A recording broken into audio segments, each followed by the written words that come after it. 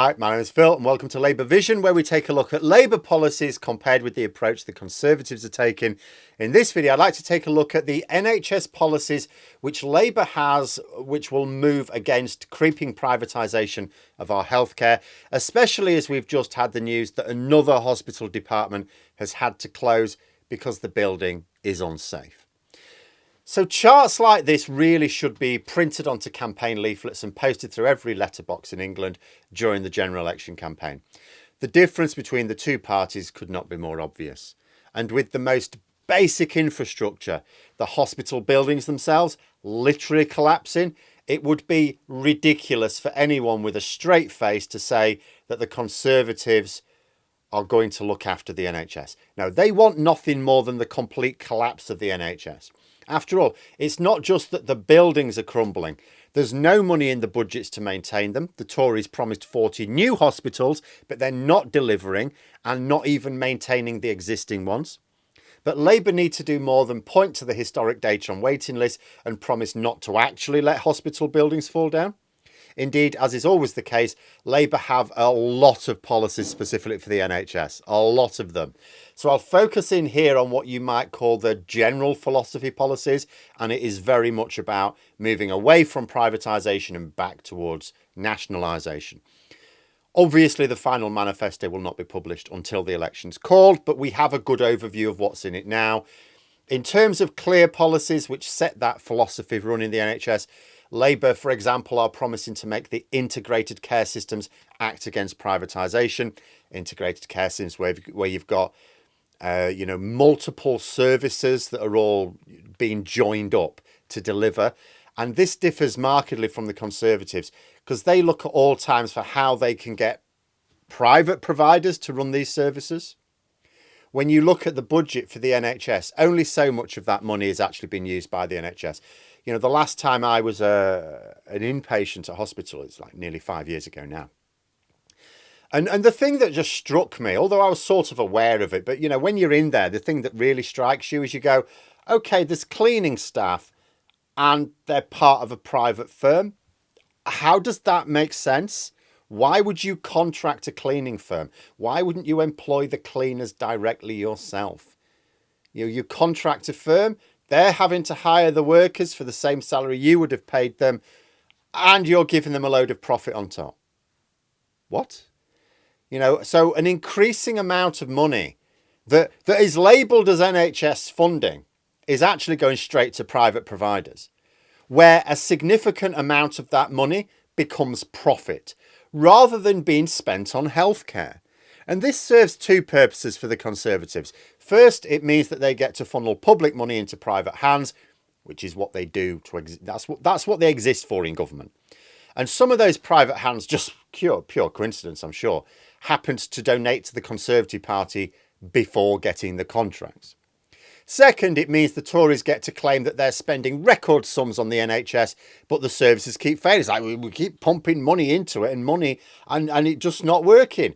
You know, so they're attempting to claim that the publicly funded model just doesn't work in the modern age and it needs privatising. So it's vital that Labour not only get the NHS functioning again, as they did last time they're in power, but this time to be able to point out that this was achieved with more public funding being spent on healthcare, less private funding. Because I would argue a major issue with the last Labour government, despite the very obvious improvements they made to the NHS, I mean, let us not downplay that. The NHS was regarded in an international poll as the #1 healthcare system in the world in 2010. Now, no, not so much.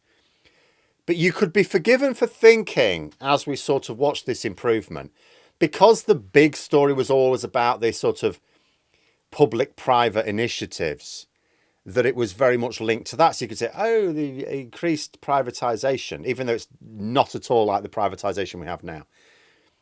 And that's what led to the improvements. So you can see how it allowed the Conservatives to really go to town privatising health services. Labour's current promises are rather different. They include measures to make sure, explicitly saying that the NHS will be the preferred provider of commissioned health services. In other words, can the NHS provide this service? If so, they will do. It won't be private providers. This is the polar opposite of government policy over the last 13.5 years. Something which was accelerated under cover of COVID as well. There was already a fair amount of privatisation as of the end of 2019. It has massively accelerated in the last few years. And when it comes to the private sector, Labour have two clear policies, very explicit ones. The first is to use it to bring waiting lists down. People say, oh, this is like privatisation. No, it's not. It's not to integrate it into the healthcare system. It's purely to use it to treat people the NHS cannot treat. You imagine we've now got nearly 8 million people waiting for treatment on the NHS. We cannot say, hold on, wait a few years while we build up capacity. It's basically saying we want that backlog cleared now. So this isn't a plan to integrate it into the NHS. This is a plan purely to get people healed as quickly as possible, which is not only a moral but an economic imperative, because a lot of those people are workers. If you don't get them treated quickly, they're not going to get back up to full productivity. Second clear policy is that they're going to end outsourcing and cronyism. That's their words. The NHS services will be delivered by the NHS where it is possible to do so. And as time goes on, it will be increasingly possible to do so, which means that over time, we're going to find more of the money being spent on healthcare going to the NHS and staying in the NHS.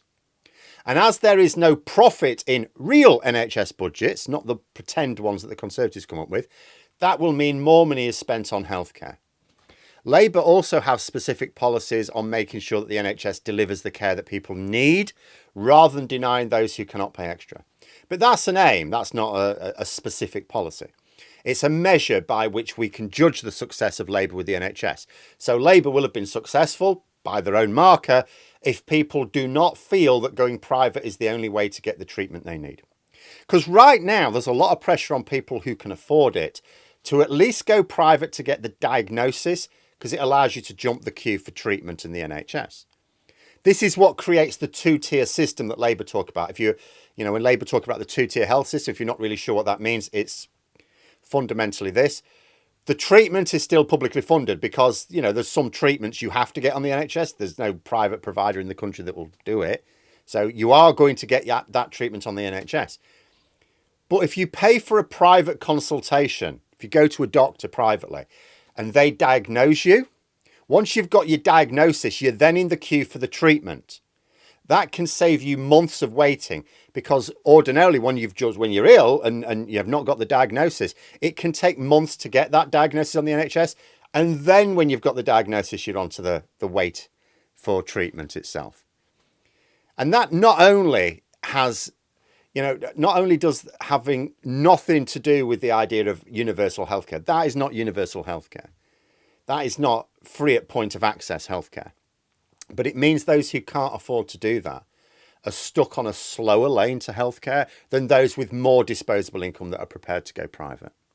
It's fundamentally unfair, but also economically bad for the country to have so many workers having to wait longer for treatment.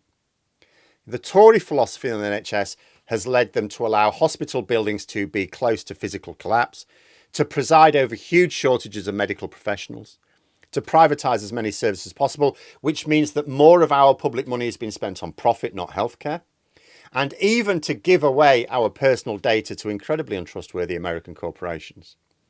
We're already at the point where I would describe the NHS as fundamentally privatised. I think people keep saying, it's at risk of privatisation. No, it has been privatised. It's just that it's still sort of there and it's still publicly funded. I think give it a few more years and the Tories might have felt comfortable openly breaking it up and moving to the American private insurance model. Labour have got a great deal more work to do than the last Labour government did. Things are in a worse state and with a stagnant economy.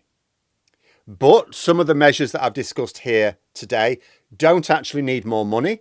They just need a different philosophy, better allocation of the existing money. But there we are. Let me know what you think in the comments below. If you found the video interesting, please click the like button and subscribe to the channel for further content. And until next time, I'll see you later.